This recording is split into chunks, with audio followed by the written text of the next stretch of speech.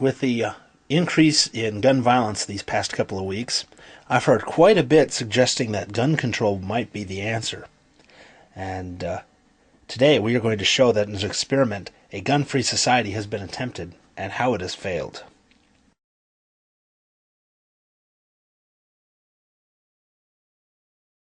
One of the fallacies of gun control is the idea of police protection.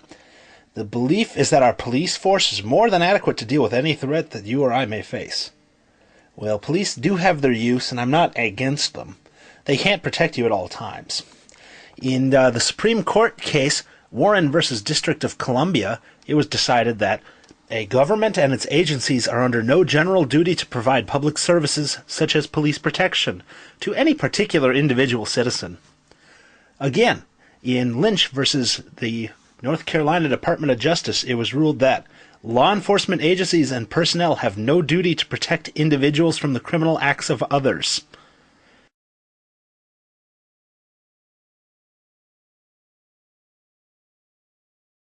April 3rd, 2009. A gunman enters a center designed to help immigrants and kills 13 people. Nobody had a permit to carry because New York doesn't give them out very easily. Nobody could stop him except for police, or in this case himself.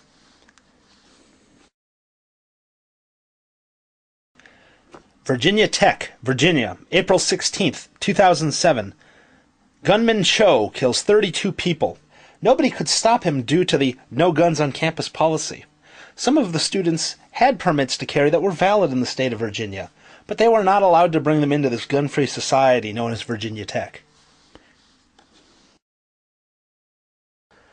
Now let's consider situations where an armed civilian was present.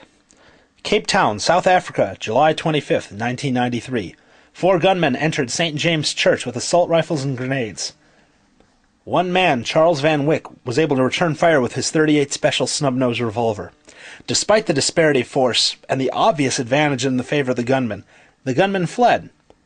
Sadly, 11 people were killed, but the plan was for them to kill the entire congregation.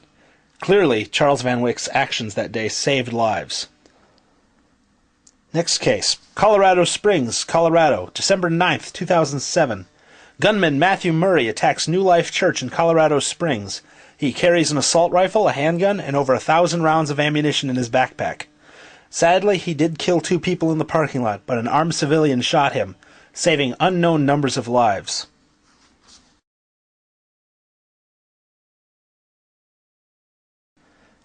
Now that we're done looking at some small-scale test cases, let's examine a comparison of violent crime rates in different parts of the United States.